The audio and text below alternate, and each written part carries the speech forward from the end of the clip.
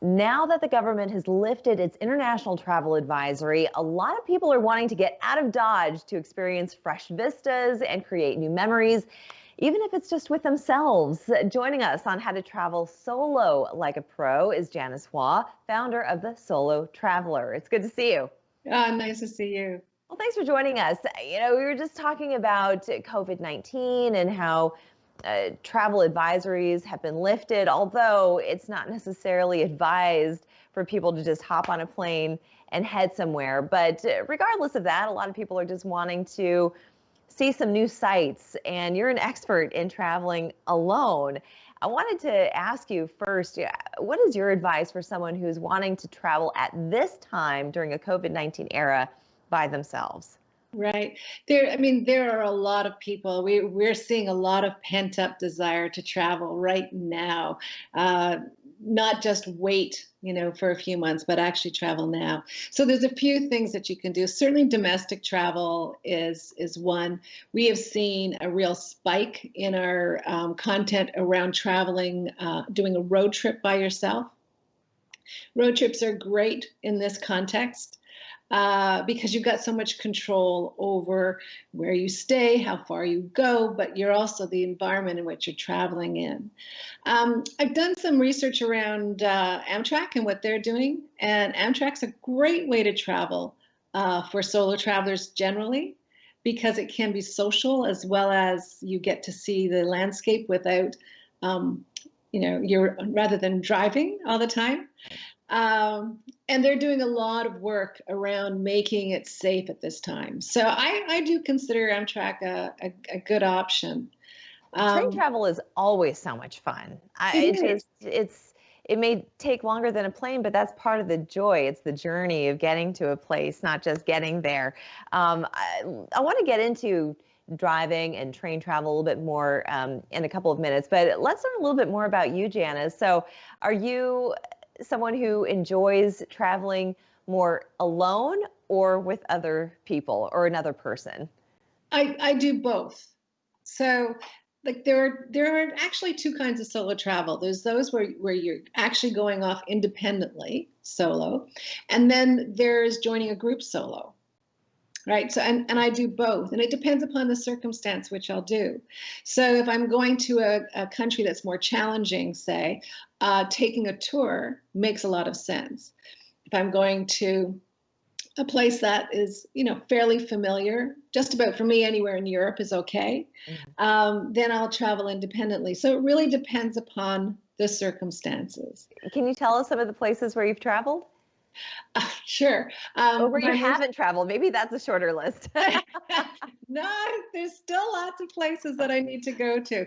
But I did, in March, I squeezed in a trip to Morocco, which was wonderful. I got, it was a repatriation flight back. So it was, kind of out in the nick of time. But that's a country that, I really do recommend a tour. If you're in the cities, it's not that difficult. But to actually see the variety of the landscape of that country and to get to the desert and to the mountains, a tour really does make a lot of sense. Definitely. Yeah. You feel safe in groups, I will say, but I have had the occasional friend who will just rent a van and go driving around Europe and spend nights under the stars. I don't know if I'm quite ready for that type of adventure myself, but is that also something that you've done or that you advise travelers on doing? Most definitely. Most definitely. There are so many options. I mean, if you were to camp in Europe, camping in Europe is completely different than camping in North America. It's very refined. I mean, you can order your croissant at night so that you have it delivered to your campsite in the morning. It's a different world. It sounds like it. I think I might give it a try. Yeah, it's very viable. It's very, very viable. But one thing I wanted to mention is that, in a post-COVID situation, or even like currently, I think that going with a tour or working with a travel agent is a really good idea, because you've got people, because you're solo, it's all on you.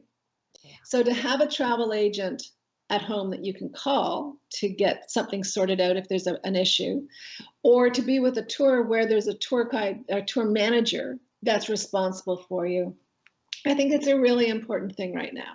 Absolutely. Well, we need to take a break right here, Janice, but when we come back, I want to also talk about travel insurance, get a little bit more into continental versus intercontinental travel during this time. So we'll touch on that after the commercial. We'll be right back. And we're back with Janice Waugh. She's founder of Solo Traveler. And for anyone who's wanting to just get out there, put on their boots and take a hike, Janice is the perfect person to get to know because she has traveled just about everywhere in the world, a pro at traveling alone. And that's something that's a little bit uncharted territory for people because they're used to at least traveling with one other companion. But you highly recommend going someplace by yourself or to go by yourself and join a group. For seniors out there who are wanting to do this, what mistakes would you tell them to avoid? Well, senior, it's very interesting. I'm just kind of heading into the senior territory here, and it brings back to me something that my mother said, that people think they're 20 years younger than they are. And I think it's really important to keep in mind when you're traveling solo as a senior. There's a tendency for people to think they're about 20 years younger than they actually are, which is great under normal circumstances. But when you're traveling solo, you need to be really aware, very self-aware about your abilities so that you don't get yourself into a situation that's beyond what you can do. And that might be something as simple as cobblestones are no longer a good idea. It could be simple as that. It could be that you've always hiked. That's what you've done on holidays. But maybe, a 50-kilometer or 50-mile hike is not the right thing for you at this point in time, right? You have to adjust accordingly. With 10 pieces of luggage. Yeah, well, yeah. and that's another thing. I think it's really important to pack light. Yeah. I only own a carry-on bag. I don't have anything else. I have a carry-on size knapsack, like backpack, and a carry-on roller bag. And so it means that I don't have any option of overpacking. And it means that I can always handle my own material, my own gear. I think that's really going to be a segment for another time. You're going to have to teach us how to pack. But talking about international travel at this time, I think a lot of people have the common sense that unless they absolutely have to cross seas, that they can wait, that it's not necessarily advised. I mean, you just kind of never know who or what you might come in contact with that could have a negative effect on your health and well-being. So would you recommend at this time that at least to kind of get our feet wet to do more domestic or continental travel as opposed to intercontinental travel?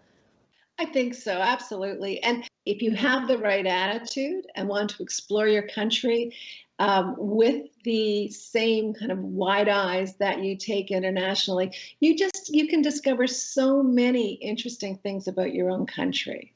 And I think that's a really important thing to do at this point in time. I think you're so right. There, especially in a country such as the United States, Canada, it's so different from coast to coast and from south to north, and treasures that you can find anywhere in between. So it would behoove everyone to really do their research. And I think your website is a fantastic place to start that journey. If you wouldn't mind giving our viewers where they should go.